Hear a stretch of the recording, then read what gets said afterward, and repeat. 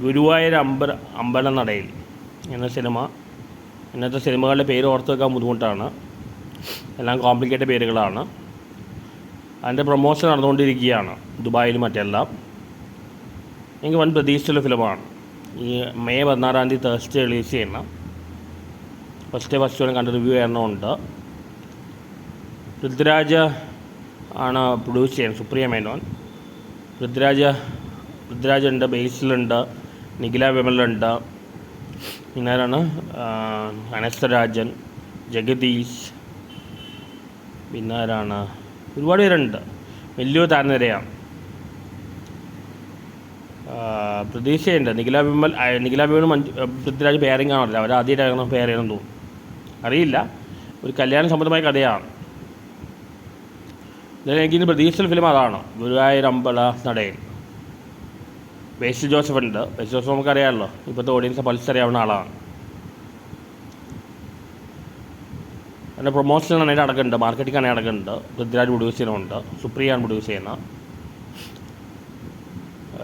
ഒരു വലിയൊരു താരനിരയുണ്ട്, ഒരുപാട് പേരുണ്ട്. ഇനിയും ഉണ്ട്, എനിക്ക് ഓർമ്മയിൽ വരുന്നില്ല.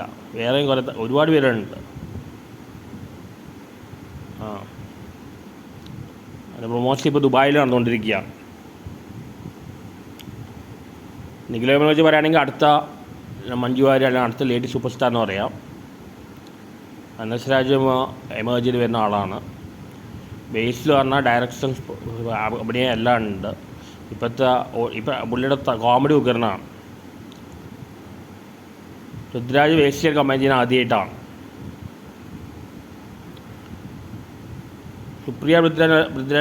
സുപ്രിയക്ക് പ്രൊഡ്യൂസ് ചെയ്യാൻ നല്ല കഴിവാണ്.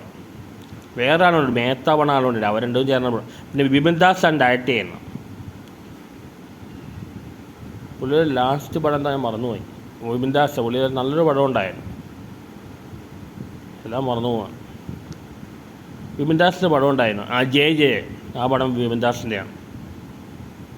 അത് എൻ്റെ ബേസിലായിട്ട് കമ്പൈൻ ചെയ്യാം. ബേസിൻ്റെ ബർത്ത്ഡേ എന്തായിരുന്നു ഇന്നാൾ. ബേസിൽ കാണാൻ ഇഷ്ടമുള്ള ആളാണ്, കാരണം നല്ലൊരു ഡയറക്ടർ. ഇപ്പോഴത്തെ ഹ്യൂമർ സെൻസ് നന്നായിട്ടുണ്ട്. എന്തായാലും പടം വന്ന് ഹിറ്റാവട്ടെ. തേഴ്സ്ഡേ മെയ് 16 ഇറങ്ങുന്ന ഫസ്റ്റ് ടിക്കറ്റ് പടം കണ്ട് റിവ്യൂ തരാം. അത് പ്രതീക്ഷിച്ചുള്ള ഫിലിമാണ്, ഗുരുവായൂർ അമ്പലനടയിൽ.